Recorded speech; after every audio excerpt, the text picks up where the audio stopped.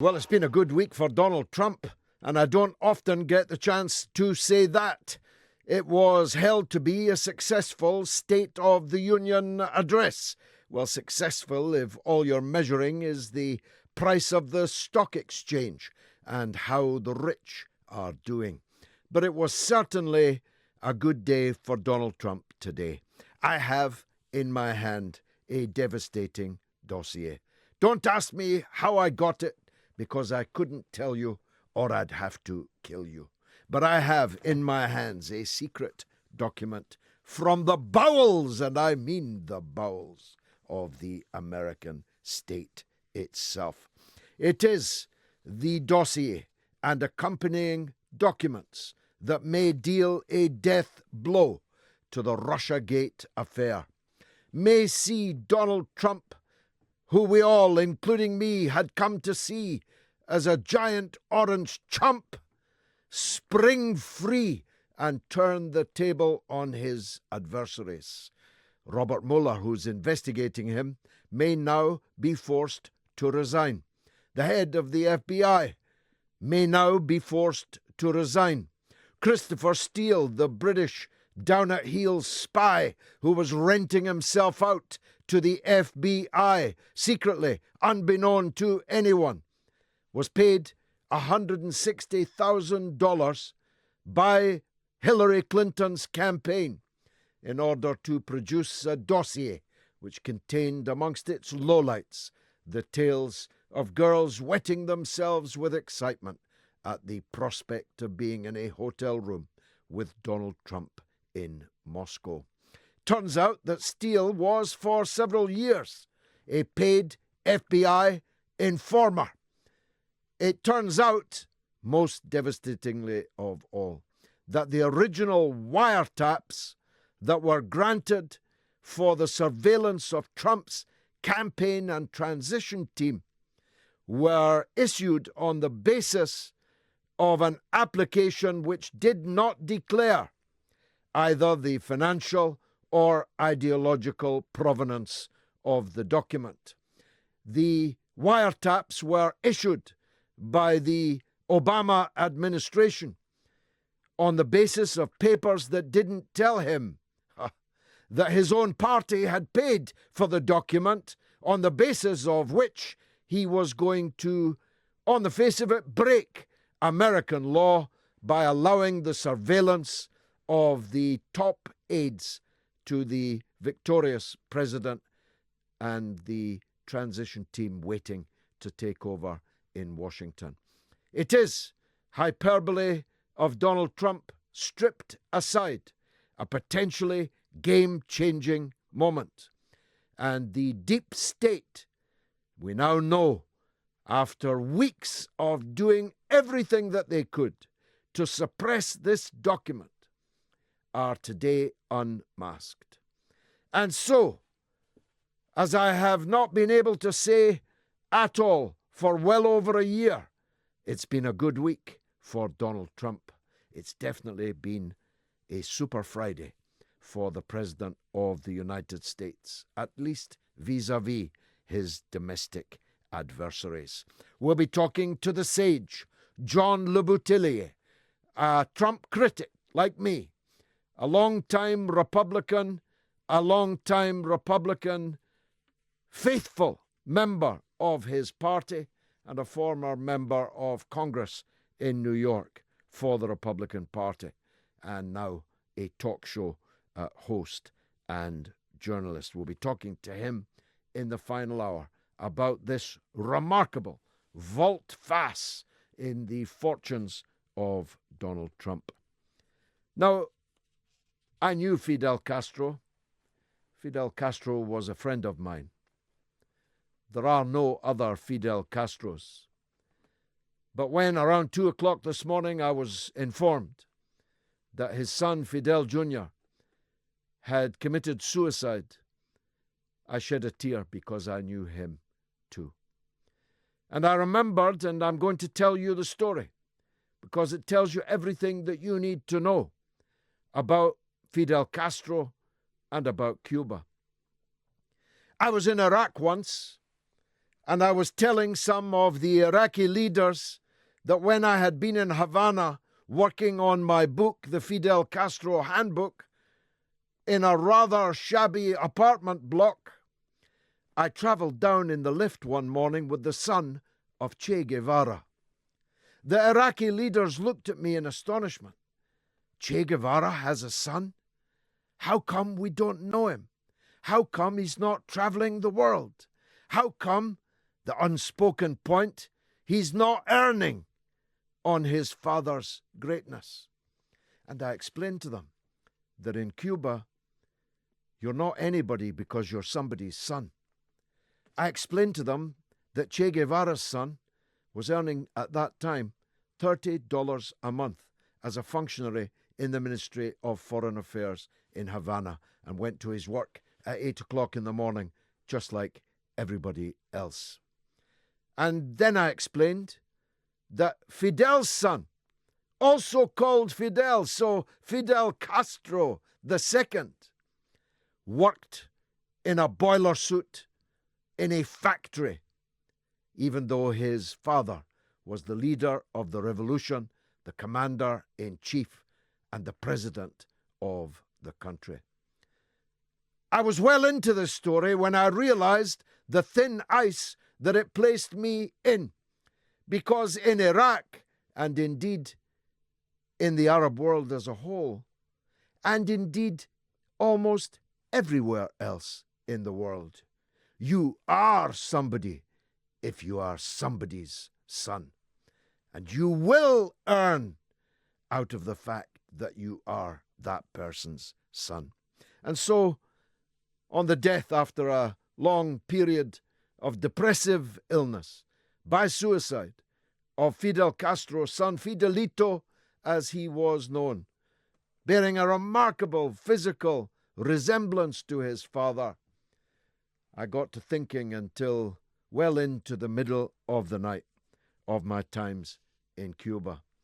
And of course, my point of view on Cuba is not shared by the gold-toothed emigres in Miami, those whose properties, bordellos and casinos were turned into schools and hospitals, clinics, and schools of ballet and opera with the Cuban Revolution. And I'll be talking to Robert Valencia, Latin America reporter with Newsweek magazine, about this Fidel Castro story too. And I'll be talking about something else of great moment. Darren Osborne, the terrorist killer of Makram Ali, got his just deserts in the courts today, and I salute the judge for the condign punishment which he handed out. Not just the usual life sentence with no recommended tariff, but a mandatory, obligatory tariff of 43 years.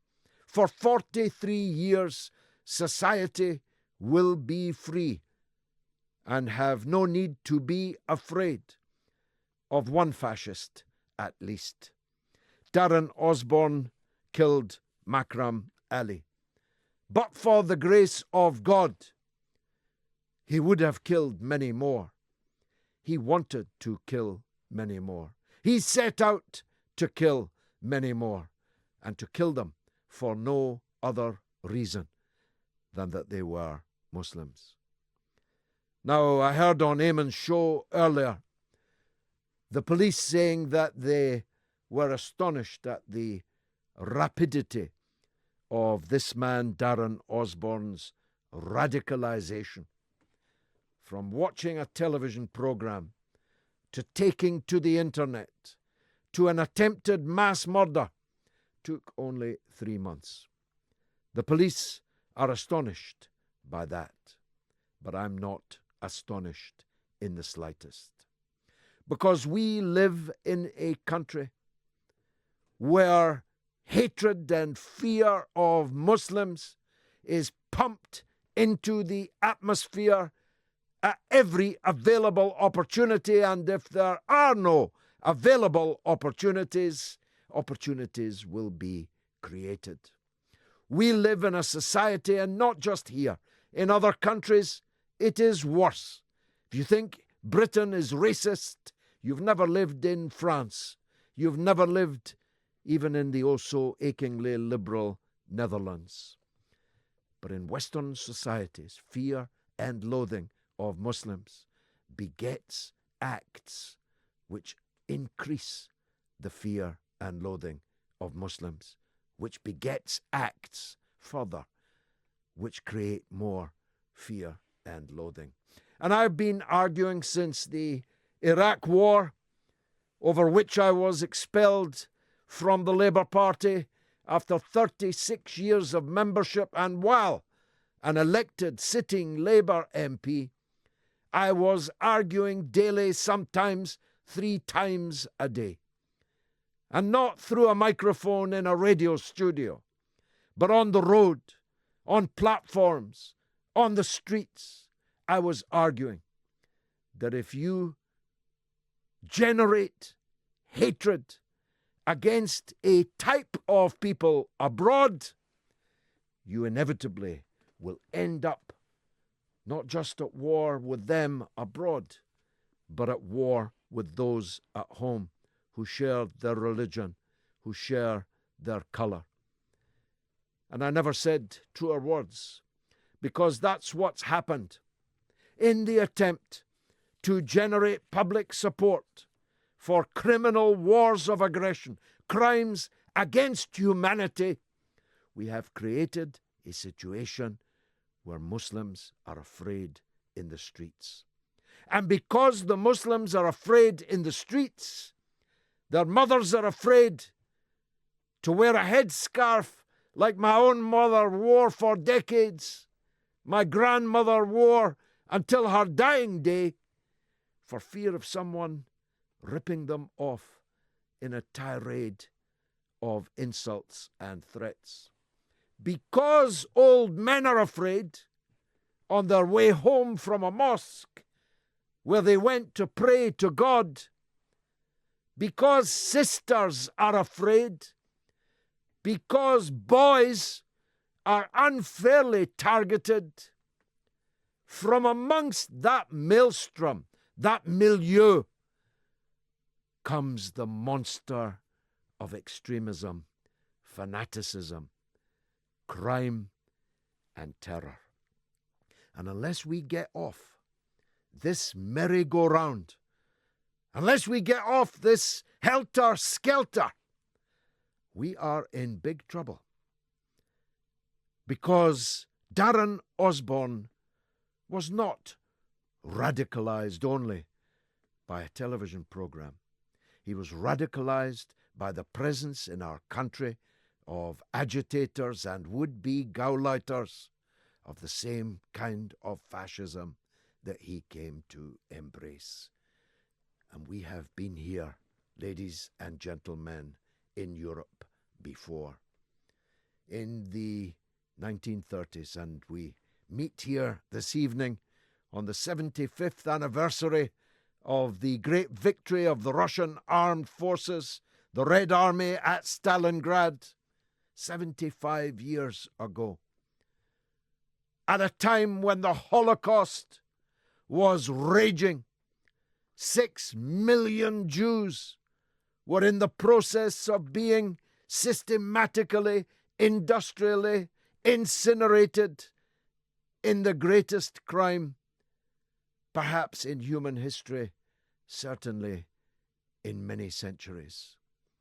And many millions more, gays, disabled people, Christians, gypsies, communists, socialists, trade unionists, millions upon millions were piled dead as a result of an ideology which began with the rasping hatred of those Gauleiters, those mouths that tried to persuade the masses that groups of people, categories of people, whole religions of people, whole subsets of the population could be dehumanized untermentioned, made into subhumans, and then massacred. We're a long way from that, to be sure, but the raw materials that could produce it are all too present. This is the mother of all talk shows.